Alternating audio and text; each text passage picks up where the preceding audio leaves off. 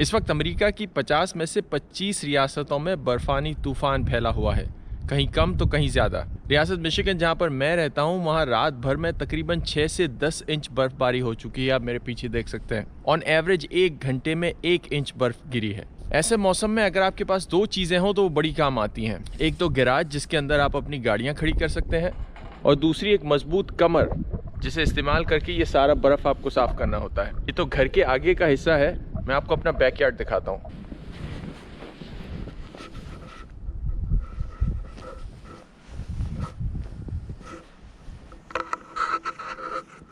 ये तकरीबन 1.5 से 2 फुट गहरा छोटा सा पानी का पूल है। ये पूरा भरा हुआ इस वक्त, और ये आप पूरा डेक मेरा देख सकते हैं, पीछे पैटियो का पूरा भरा हुआ इस वक्त बर्फ़ से।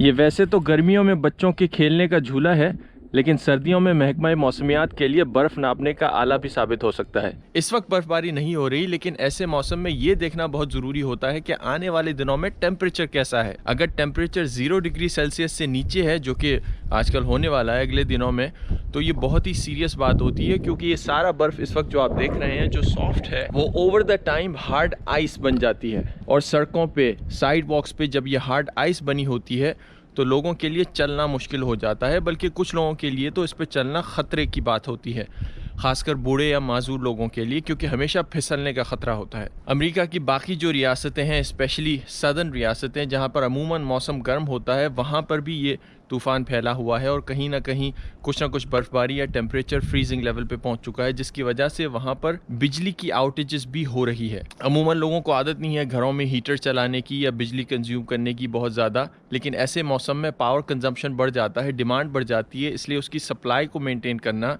वहाँ की यूटिलिटीज़ के लिए बहुत मुश्किल हो रहा है आजकल। अब यहाँ ये सारा जितना जो बर्फ़ है मेरे बैकयार्ड में, उसको साफ़ करने की तो मुझे फ़िक्र नहीं, लेकिन मुझे ये सोचना है कि जो आगे बर्फ़ गिरी हुई है उससे कितना जल्दी मैं साफ़ करता हूं, क्योंकि अगर आने वाले दिनों में अगर और बर्फबारी होनी है, जो कि इस वक्त यहाँ पे पेशिंग गोई की जा रही है, तो मैं इसको जितना जल्दी साफ़ करूं उतना मेरे लिए अच्छा है। जैसे कि मैंने आपको अभी बताया कि इस बर्फ में ये ख्याल रखना होता है कि ये बर्फ आइस ना बन जाए, इसीलिए जब आप ड्राइवे भी साफ कर रहे होते हैं तो ये कोशिश करनी होती है कि बर्फ पे चलना नहीं है, क्योंकि अगर आप बर्फ पे पाँव रख देते हैं तो वो बर्फ सुकड़ के आइस बन सकती है और फिर वो हिस्सा साफ करना मुश्किल हो जाता है। और हाँ, एक और बात, अगर आप इस वक्त किसी गर्म इलाके में मौजूद हैं तो कम से कम आज के दिन प्लीज गर्मी की कंप्लेन मत कीजिएगा हमारी हालत देख के, बल्कि खुदा का शुक्र अदा कीजिएगा कि जिस मौसम की आप कंप्लेन करने जा रहे थे, उस मौसम के लिए यहाँ करोड़ों लोग इस वक्त तरस रहे हैं। That's it. खैर, दैट्स इट आपके लिए। मुझे अब ये सारा बर्फ साफ करना है। सी यू नेक्स्ट टाइम।